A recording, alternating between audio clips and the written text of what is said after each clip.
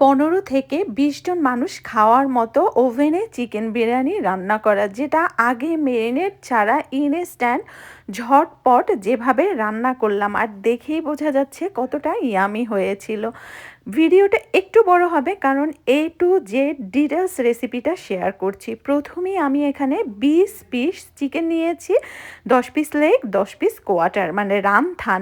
শুধু থানগুলো মাঝখান থেকে একটু স্লাইস করে নিয়েছিলাম। এরপরে একদম ডুবন্ত পানির মধ্যে 3 টিস্পুন পরিমাণে লবণ, 3 টিস্পুন পরিমাণে হোয়াইট ভিনেগার দিয়ে 10 মিনিট ভিজায় রাখছি। 10 মিনিট ভিজায় তারপর চিকেনটা ভালো করে ওয়াশ করে নিচ্ছি। এরপরে একটা প্যানে পর্যাপ্ত পরিমাণ তেল দিয়ে পেঁয়াজ বেরেস্তা করব। আমার তেল ছিল 1.5 কাপের মতো আর পেঁয়াজ ছিল বিগ সাইজের 1.5টার মতো। তো পেঁয়াজটা বেরেস্তা করতে দিয়ে চুলায়, এদিকে আমি চিকেনটাও একটা স্টেপ করে নিব।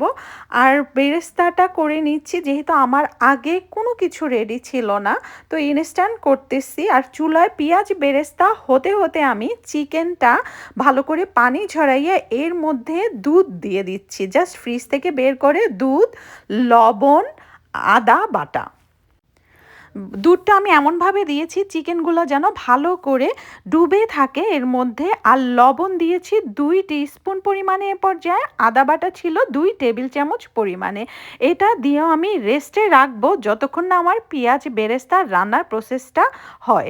এই টাইমটুকু আমি রেখে দিচ্ছি। আমার আগে কোনো টাইম ছিল না মেরিনেট করার, তাই এভাবে এ পর্যায়টায় করেছি। আর এদিকে পেঁয়াজ বেরেস্তাটা হয়ে গেলে আমি তুলে নিচ্ছি। পেঁয়াজ বেরেস্তা তোলার পরে যে তেল ছিল তার মধ্যে হাফ স্টিক বাটার দিয়ে দিচ্ছি, একটা স্টিকে হাফ করে।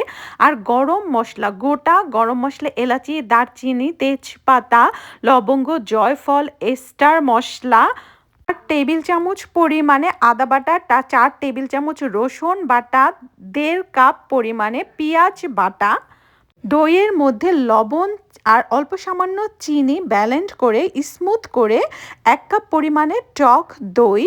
আর রোস্ট মশলা আমি এখানে হাফ কাপ পরিমাণে রোস্ট মশলা দিছি, যেটা আমার হোমমেড। তবে যে আপুরাদের হোমমেড নেই তারা রাঁধুনি রোস্ট মশলাটা ব্যবহার করবেন। আমি বাংলাদেশি কোনো আপুকে শানের রোস্ট মশলাটা ব্যবহার করতে বলবো না, কারণ ওইটার টেস্ট না আমাদের দেশি টেস্টটা আসে না বিরিয়ানিতে। আপনি যদি রাঁধুনি রোস্ট মশলাটা ব্যবহার করেন সেটা কিন্তু অনেক বেশি ইয়ামিও হয় আর দেশি টেস্ট থাকে। এরপরে আমি 2 টিস্পুন পরিমাণে পাপরিকা দিয়েছিলাম। আর যে দুধের মধ্যে আমি চিকেনটা মেরিনেট করে রাখছিলাম সেই দুধটা কিন্তু লাস্টে আমি ফেলে দিছি, এটা কিন্তু আমি কোনো কিছুতে ইউজ করি নাই। এরপরে আমি রান্না করতেছি, এর মধ্যে সামান্য পরিমাণে পানি দিয়েছি, একদম সামান্য, যেন তলানিতে না লেগে যায়। 15 মিনিট রান্না করার পরে চিকেনটা আমি তুলে নিছি একটা ট্রেতে। আর চিকেন তোলার পরে আমি এখানে হাফ কাপ পরিমাণে বাদাম বাটা দিয়ে দিয়েছি। এরপরে এর মধ্যে আমি 16 পিস ডিম সিদ্ধ এই যে গ্রেভিটার মধ্যে দিয়ে 5 মিনিট রান্না করব, তাহলে বিরিয়ানির ফ্লেভারটা কিন্তু আমার ডিমে চলে গেল।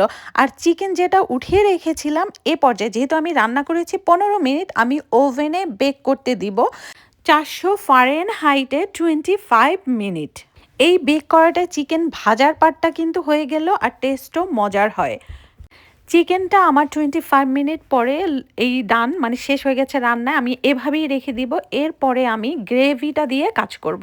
আর গ্রেভিটা কিন্তু আমি চুলায় রেখে আর একটু জাল দিয়ে ঘন করে রেখেছিলাম। এরপরে অর্ধেক উঠিয়ে রেখেছি, আর অর্ধেকের মধ্যে আমি 19 কাপ, মেজারমেন্ট কাপের 19 কাপ পানি দিয়েছি।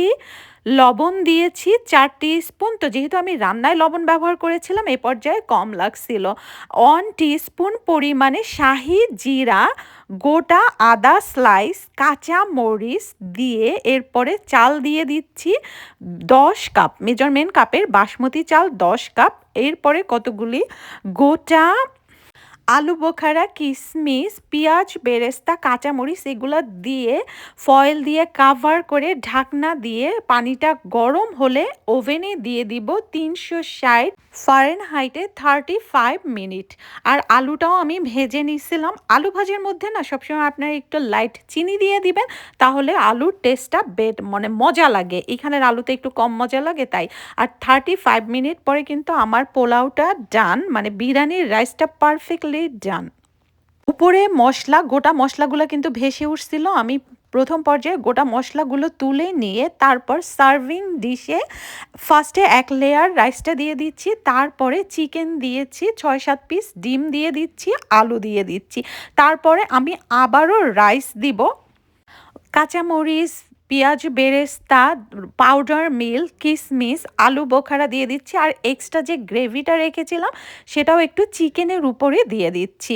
এভাবে দিলে চিকেনটা ড্রাই হয় না, জুসি থাকে আর টেস্টও মজার আসে। আর ঘিটা একটু মাইক্রোওভেনে গরম করে তারপরে দিয়ে দিয়েছি। আমি এই যে ভয়েস দিতেছি, বিলিভ করেন বিরিয়ানিটা এত বেশি মজার হয়েছিল, মানে সেই লেভেলের। আর আমি কিন্তু এই ভিডিওতে কোনো কিছু স্কিপ করি না, স্টেপ বাই স্টেপ একদম 100% আপনাদের দিয়ে দিচ্ছি। এর পরের লেয়ারে আবার রাইস দিয়ে আবার উপরের দিকেও আমি চিকেনের সেম লেয়ার দিয়েছি এবং অল্প সামান্য রাইস ছিটাইয়ে দিছি যেন দেখতে ভাল লাগে। এরপরে জাস্ট কাভার দিয়ে ওভেনে আমি রেখে দিছিলাম 300 ফারেনহাইটে 15 মিনিট, কারণ আমি গরম গরম সার্ভ করব এজন্য। আর কেউ যদি মানে ওভেনের পার্টটা স্কিপ করেন তাহলেও অসুবিধা নাই, কারণ খাওয়ার জন্য কিন্তু এটা একদম রেডি।